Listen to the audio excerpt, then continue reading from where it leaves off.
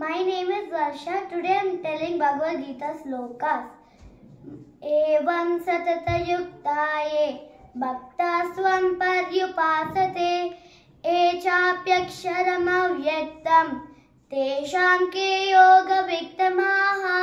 Shri Bhagavanu vacha maya vesya mano emam nitya yukta upasate shraddhaya parayopetaha ते मे युक्ततमामताः.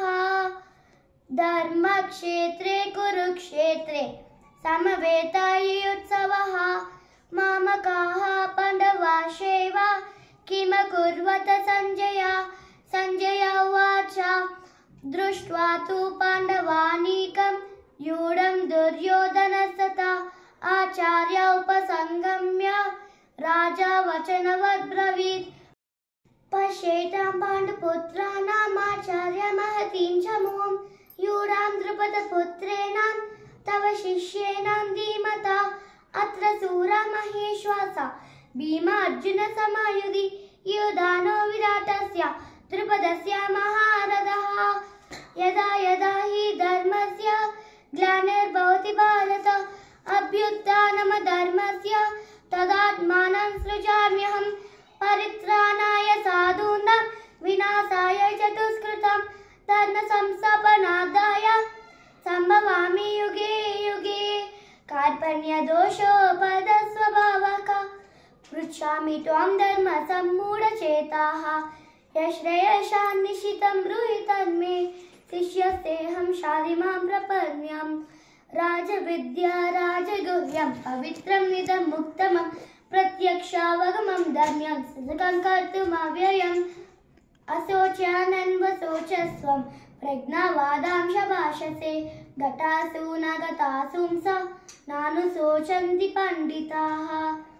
नयनं चिन्दन्ति शस्त्राणि नयनं दति पावकः न चैनं क्लेदयन्त्यापः न शोचयति मारुतः.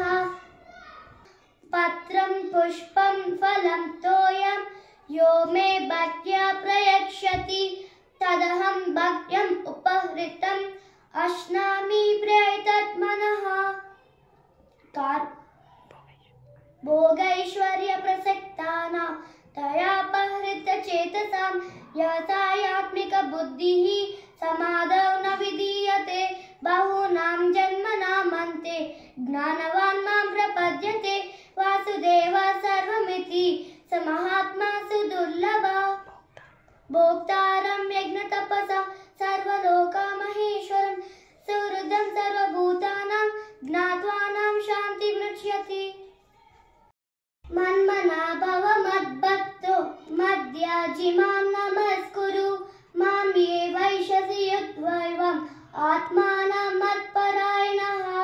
मात्रा स्पर्शा सुखान्तेय शीतोष्णा सुखदुःखदा आगमापायिनो नित्याः तान् स्थितिक्षस्व भारत.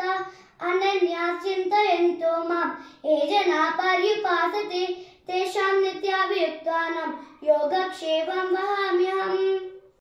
शुभं करोति कल्याणम् आरोग्यं धनसम्पदा शत्रुबुद्धिविनाशाय दीपज्योतिर्नमोऽस्तुते.